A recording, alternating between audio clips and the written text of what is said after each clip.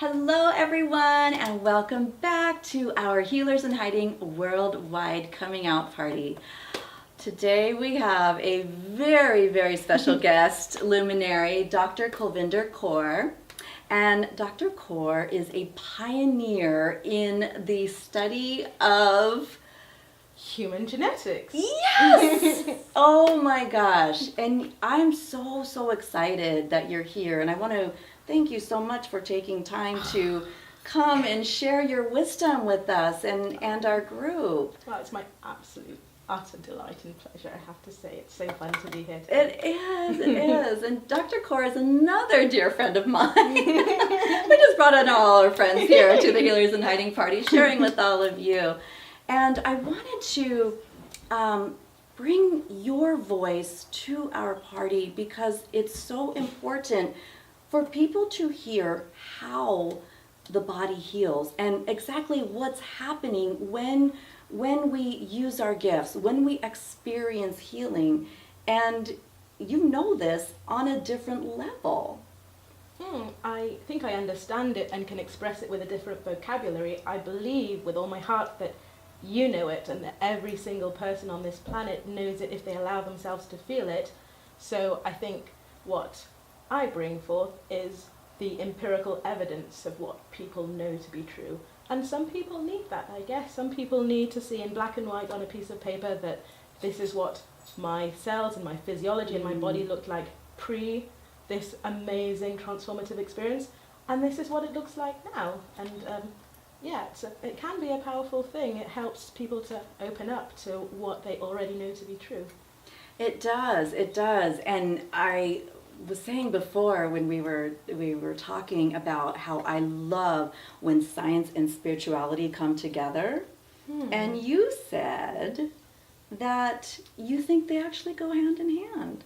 Oh, I believe with all my heart that science really is spirituality and spirituality really is science. I don't see any separation there.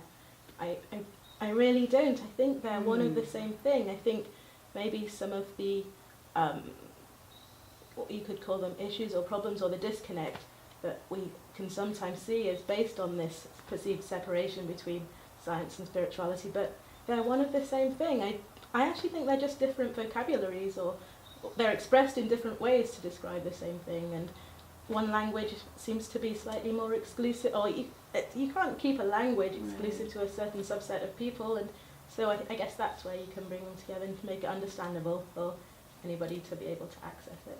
I feel like we just opened up a big a big box here, like just filled with gems and goodies, because I know that a lot of people feel that spirituality is, woo-woo and up here, and I know that a lot of people feel like science is more grounding and in the body, but like you said, it's basically, it can be the same thing. It is the same thing with a different vocabulary. Yeah, I always say that I spent 15 years at the University of Oxford and I loved my time there, I enjoyed it so much, but really the crux of what I got from Oxford was a vocabulary to describe what I now know to be true after I left, and it's been a really precious gift and I really valued it, and it helps me to understand and explain what's happening in my body when I experience healing, because I can vocalize it and I can put words to my feelings, and that helps me personally to be able to feel or to know what's going on in my body. Right. And so you and I had a conversation before, and you were talking about like if something starts going wrong perhaps in the kidneys, and in your brain you can tell the kidneys that you're healthy, or you can talk to the cells in the body, or I'm completely butchering that. I don't That's not what she said and how she said it, but I really remember that. And I really enjoyed the way you just expressed it, actually. It was perfect, but it's true, and actually you can. So people might hear that and say, oh, she said you can talk to the cells in the kidneys and the kidneys get better. Oh, that's nonsense. But actually, if you could take a picture of the cells of the kidneys before and after, I wonder and show the actual cellular transformations that occurred during that process, I think people might be slightly more amenable to the idea that actually there's some real substance in these these ideas that you're putting forth. Mm-hmm. I think that's really the key to it, really. And so can you actually see the cells? Have you ever measured before someone experiences some kind of healing, like a before and after? That's the intention of my work. So what I'm specializing now is in a field called epigenetics. And it's a field, it's above the genes. Epi means above, and it's really modifications that sit on our DNA. So our DNA remains the same, it gets mutated, but essentially the same throughout our lives. But different cells know whether to switch on or switch off by the epigenetic modifications that are applied to them. And so you can imagine a scenario whereby we acquire epigenetic transformations through a lifetime, and some of them might not necessarily be conducive to good health. And if we can reverse those epigenetic transformations through some of the healing modalities that your luminaries have described over the course of this wonderful journey, then I think that really is where the real excitement lies. I think that's the medicine of the future. It is exciting. I get so excited when I hear anything about epigenetics, because it's fascinating, and it's why we do what we do. It's why we bring in healing into the world. It's why we're stepping into our gifts, because we see that it can help others. And what we know and are learning is that you can change your DNA. Absolutely, absolutely. And we change our DNA every day. So we have exactly the same DNA in a liver cell that we have in our skin cells. It's only the epigenetic modifications that tells one cell to turn into skin and another cell to turn into liver. And equally, it's an epigenetic modification that tells one cell to become cancerous and another not to. Imagine a scenario whereby you could visualize like a biomarker for a cell that's about to turn cancerous, and then watch it going back to homeostasis, watch it being down-regulated, watch it coming back to full health. That's amazing. And that happens through different healing modalities? Yeah, the healing modality that resonates with your personal physiology at your personal point in your journey, it might not be the same for every person. It might not be the same throughout your lifetime. It's finding what works for you, and sometimes that's difficult. So being able to see on a piece of paper, wow, look, I just had this session and my cells are going berserk now in a great way is fabulous. That's, wow, you saying that, whatever fits for you, whatever healing modality works for you, because there are several different healing modalities out there, so not everything fits for everyone. At a certain point in their lives, it might not fit for them today, but at a different time and space, it might be perfect for them. It's just about really feeling that resonance, I think. Yes. And talk about healing, is there healing modalities that you have discovered that resonate with you?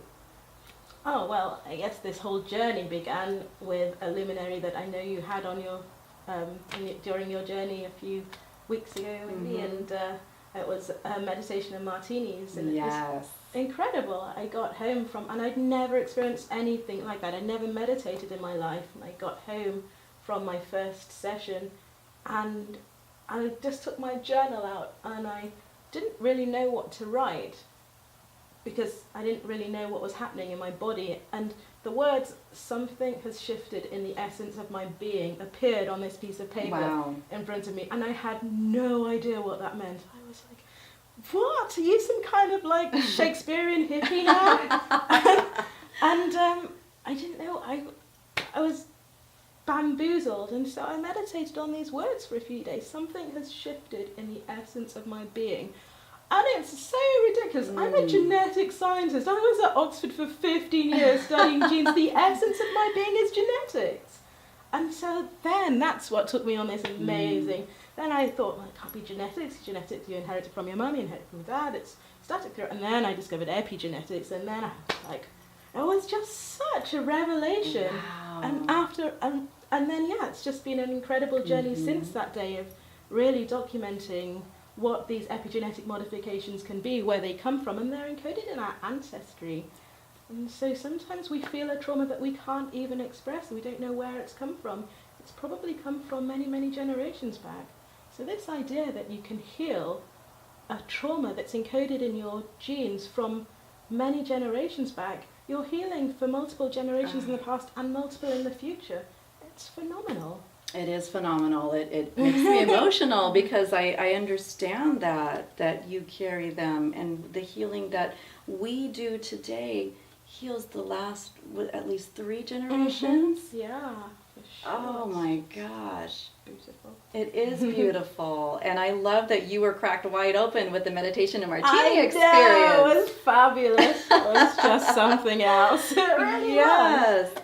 And so you started journaling. Wait, let me back up. Did you start journaling? Because now I'm seeing you writing. That's fun. I actually had, I don't know if you remember, I had a petal process with you. Yes, you did. And one beautiful piece of advice that you gave me at the end of that incredible session was maybe you should think about journaling. And it's been such a fun experience for me. It's really, really helped me to ground and helped me to heal. And I know it sounds bizarre, but I know it's not bizarre because I see it written out on a piece of paper. That's even transformative. You know, just getting that out of your body and onto the piece of paper can actually shift your cellular physiology. Yes. It really is quite cool. Yes, it absolutely can. One of our other guest luminaries, Shivani Singh, same thing happened with her, and she studied how does that work, and it's true. It shifts something. It does, shifts something. Yes. Well, you're firing up neural networks. You're freeing up, cells in your body to receive. It's all part and parcel of this gorgeous, gorgeous symphony. I love it. I do too. I do too. We could talk about this all day long. It is quite fascinating, and it's so beautiful to see you have that balance of science and spirituality, which I'm learning is really one and the same. Yeah, I think so. Oh my gosh! I feel like we just kind of married a whole like people. I feel like a collective sigh. It's not separate. It's together. Oh yeah, it's together. And so by you explaining that, I feel like it also gave so many people permission to come out with their gifts, to help come out of hiding. Yeah, because I'm feeling that all in my body, and it's amazing. I can feel the collective energy of people tuning in. So I feel that on a collective level that people are realizing it's okay for me to use my healing gifts. Absolutely. It's almost a travesty if you don't actually. I think the world, humanity needs it. And I think that if seeing it written down in black and white on a piece of paper can help you access what you know to be true within you, well then I guess it's a great thing. It seems such a small aspect. The demonstrating epigenetic transformations through a machine is easy. It's just a thing. It's a physical thing. But if it can take somebody on a journey to recognizing that what their power is, I think that's really, really cool. It is really cool. And for someone to hang on to their gifts and suppress them, does that also affect the body? Oh, I'm sure it does. Absolutely. It's kind of constrictive, isn't it? And when you're out and when you're expressing who you are in this world, there's a really expansive feeling about that. I believe in DNA we call them histone proteins, and our DNA is can get constricted in our body, and then it doesn't allow, you can't access the DNA when it's constricted. It needs to breathe, it needs to be, it needs to allow those modifications to access it so that it can upregulate and downregulate as it's supposed to be. It's a dynamic thing. It's a beautiful, living, moving organism. Bill Clinton said it was the language in which God created life, and I believe that to be true. It's just such a beautiful part of our being, and it encodes everything that we do, in my opinion. Well, your words are just rippling out, and your words and your presence here with us is so healing, Dr. Kaur. I'm serious. It really, really is, because I know that people, tuning in because they have these gifts, they're suppressing them, hearing how it's actually affecting their body is healing. And then it's almost like it gives people permission. Well, I can use my gifts. I can come out. It's okay. It's Yeah, okay. please do. It's okay. Yes, yes. I wanted to ask you, as I'm asking all of our special guest luminaries, a question, and that is, what is your definition of a healer?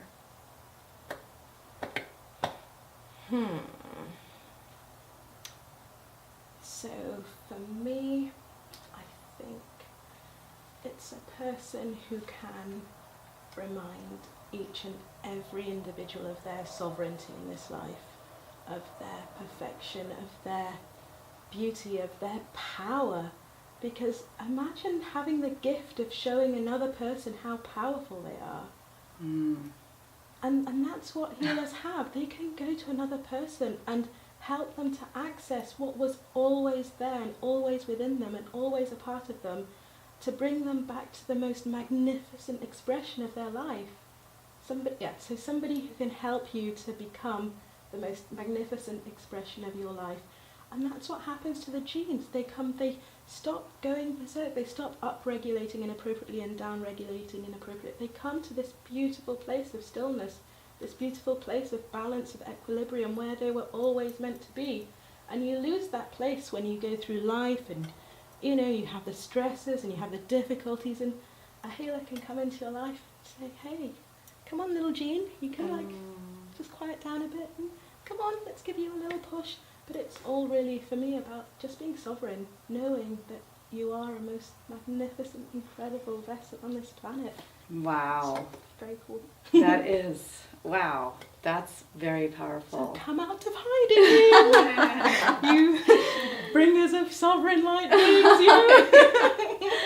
Oh my gosh, thank you so much for being such here. A delight. Oh my gosh, we appreciate you. We thank you so much, and thank you for bringing your light to our party. Oh, thanks.